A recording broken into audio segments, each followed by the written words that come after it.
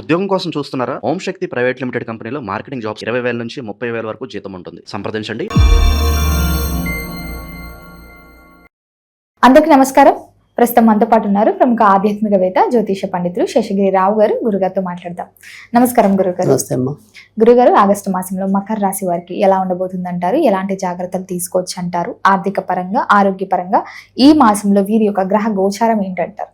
మకర రాశి వారు అయితే కనుక కొద్దిగా ఎక్కువగానే జాగ్రత్తలు తీసుకోవాల్సిన అవసరం అయితే కనిపిస్తుంది. ముఖ్యంగా ఆరోగ్య విషయంలో ఎక్కువ జాగ్రత్తలు తీసుకోవాలి. జీవిత భాగస్వామి విషయాల్లో కూడా ఎక్కువ జాగ్రత్తలు తీసుకోవాలి.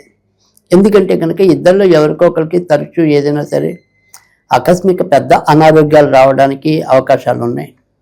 తర్వాత బయట నుంచి మనకి రావాల్సినవి అంటే అది వారసత్వ ఆస్తులు అవ్వచ్చు, లేదా మనం గతంలో ఎవరికైనా ఇచ్చిన డబ్బులు కావచ్చు, అవి కూడా అంత తేలిగ్గా మనకి రాలేకపోవడానికి అవకాశాలు ఉన్నాయి.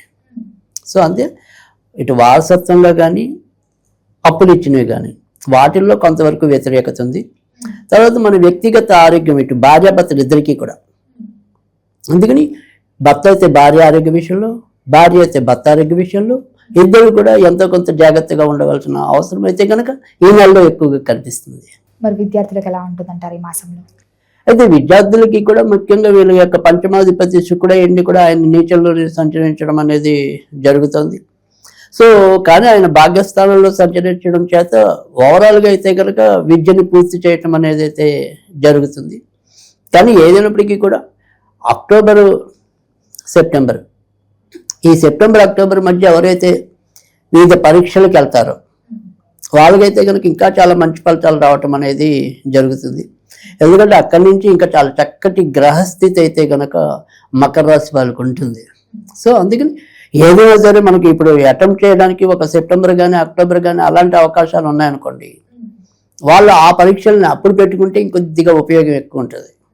సో అందుకని ఆ రకంగా చేసుకుంటే కనుక మరింత మంచిది. ఇప్పుడైతే మనకు బాగా కష్టపడితేనే మంచి ఫలితాలు వస్తాయి తప్ప తేలిగ్గా రావు. మరి గురుగారు, ఉద్యోగ రంగంలో ఉన్న వారికి ఎలా ఉంటుందంటారు? అసలు ఉద్యోగం లేని వారికి నిరుద్యోగ పరిస్థితి ఏంటంటారు? ఉద్యోగ అవకాశాలు దక్కే అవకాశం ఏమైనా ఉందంటారా ఈ మాసంలో? అయితే ఉద్యోగాధిపతి కూడా శుక్రుడైంది, ఆయన 2వ తారీఖు నుంచి నీచంలోనే ఉన్నాడు. సో అందుకని వృత్తి ఉద్యోగాల్లో ఏవైనా సరే కొంతవరకు చికాకులుగానే ముందుకెళ్ళటం అనేది ఉంటుంది.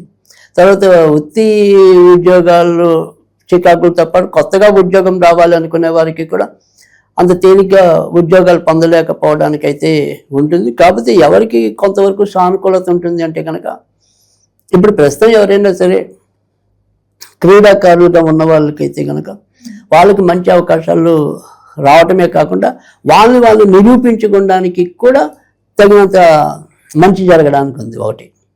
తర్వాత ఈ రక్షణ శాఖకి సంబంధించిన ఉద్యోగాలకు వెళ్ళే వాళ్ళకి అంటే ఏమంటాం పోలీసులు, ఇలాంటి ఆర్మీ, డిఫెన్స్, సో అలాంటి వాళ్ళకి మంచి ఉంది.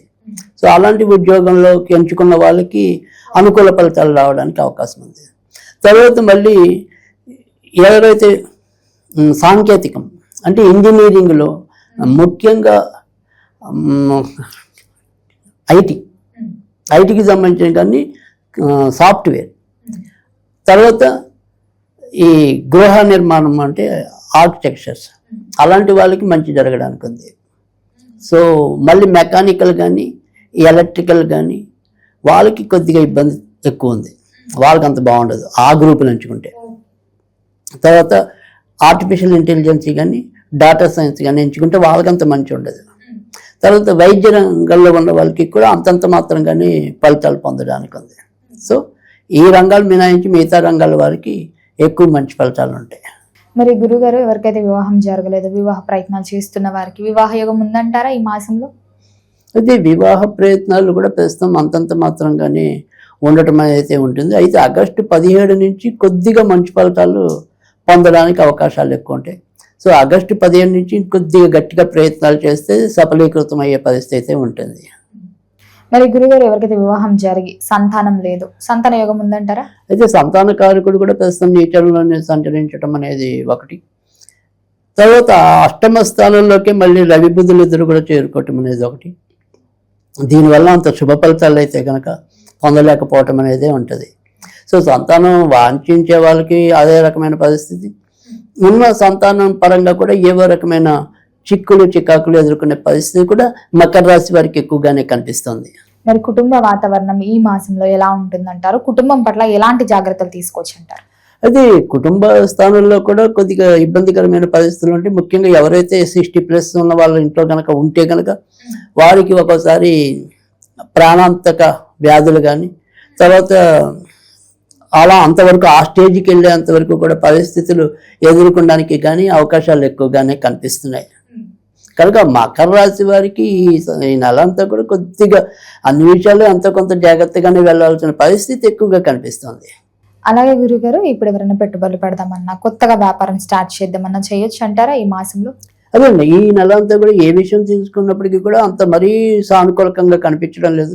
ఎంతో కొంత ప్రతికూలతగానే ఎక్కువగా కనిపించడం అనేది జరుగుతుంది.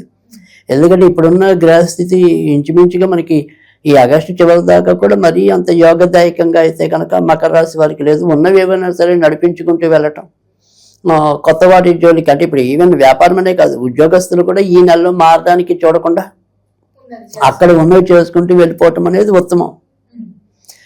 కొత్త ప్రయోగాలకి ఇది రైట్ టైం కాదు. దూర ప్రయాణాలు చేయొచ్చు అంటారా? విదేశీ యోగం కూడా ఉందంటారా? ఒక దూర ప్రయాణాలు చేసే వాళ్ళకి మాత్రం సానుకూలత అనేది ఉంది. ఎందుకంటే వ్యయాధిపతి 7వ స్థానం అనేది విదేశాలకు వెళ్ళడానికి ఉపయోగపడుతుంది. అలాగే 2వ స్థానంలో ఇప్పటికే రాహు సంచరించడం కూడా ఉంది కనుక విదేశాలకు వెళ్ళే ఒక్క అంశానికి మాత్రం ఎంతో కొంత సానుకూలత అయితే ఉంది. ఈ రాజకీయ రంగంలో ఉన్న వారికి, సినీ కళాకారులకు కూడా ఎలా ఉంటుందంట? అయితే రాజకీయ సినీ రంగాల్లో వారికి మాత్రం అంతంత మాత్రంగానే ఉంది. సో ఏదైనా కాస్త కోస్త మంచి జరిగితే రాజకీయ రంగం వాళ్ళకి ఆగస్టు 17 లోపే మంచి జరగాలి. ఆగస్టు 17 దాటాక పెద్దగా మంచి జరిగే అవకాశం లేదు. పైగా ఆగస్టు 17 నుంచి ఉన్నట్టుండి ఆకస్మికంగా మనం ఇందాక చెప్పుకున్నట్టు అనారోగ్యాలు ఇలాంటివి కూడా ఎక్కువ కలిగే అవకాశం 2వ వారం నుంచి ఎక్కువ ఉంటాయి. మరి ఆర్థిక పరంగా ఎలా ఉంటుందంటారు వీరికి? అంటే ఆర్థిక పరంగా చెప్పుకోదగిన ఇబ్బందులు అయితే కలగవు, కానీ బట్ ఎంత ఏమంటాం 100 రూపాయలు కష్టపడినా కూడా అది 50 రూపాయలు 60 రూపాయల దగ్గర వచ్చి ఆగిపోవడమే తప్ప మరీ బాగా ఆనందకరమైన సంతృప్తికరమైన రాబడి ఉండే అవకాశాలు చాలా తక్కువగా గోచరిస్తున్నాయి. మరి గురుగారు, మొత్తం మీద అన్ని రంగాల వారిని అనలైజ్ చేస్తే వీరికి ప్రథమార్థం బాగుంటుందంటారా, ద్వితీయార్థం అమావాస్య తర్వాత బాగుంటుందంటారా? ఏదైనా ముందులోనే బాగుంది. వీళ్ళకి కాస్త కోస్తా ఆగస్టు 15 కొంత బెటర్, తర్వాత నుంచి ఇంకా గోచారం కొద్దిగా ఇబ్బంది పాలు చేసే పరిస్థితులు ఎక్కువగా కనిపిస్తున్నాయి. మరి గురుగారు, మొత్తం మీద చూసుకుంటే ఈ మాసం అంతా ఇంకా బాగుండాలంటే ఏ దైవ నామస్మరణ బాగుంటుందంటారు? ఎలాంటి పరిహారాలు చేసుకుంటే ఈ మాసం బాగుంటుందంటారు మకర రాశి వారికి? అయితే ఏదైనప్పటికీ కూడా ఈ నెల అంతా కూడా వీళ్ళు ఎక్కువగా ధైర్యలక్ష్మిని పూజించడం వల్ల ఎంతో కొంత మంచి ఫలితాలు పొందడానికి అవకాశం ఉంటుంది. పరిస్థితులు ఏమన్నా కూడా ధైర్యంగా ఎదుర్కోవాలంటే కనుక ఇప్పుడున్న పరిస్థితులు వీళ్ళకి గోచారం అంతంత మాత్రంగా ఉంది కాబట్టి ధైర్యలక్ష్మిని పూజించుకోవడం వల్ల అన్ని విధాల శుభం జరగడానికి అవకాశం ఉంటుంది. గురుగారు, మొత్తం మీద ఆగస్టు మాసంలో మకర రాశి వారికి ఎలా ఉంది, ఎలాంటి జాగ్రత్తలు తీసుకోవాలి, ఆర్థిక పరంగా ఆరోగ్యపరంగా ఎలాంటి పరిహారాలు చేయాలో తెలియజేసినందుకు ధన్యవాదాలండి.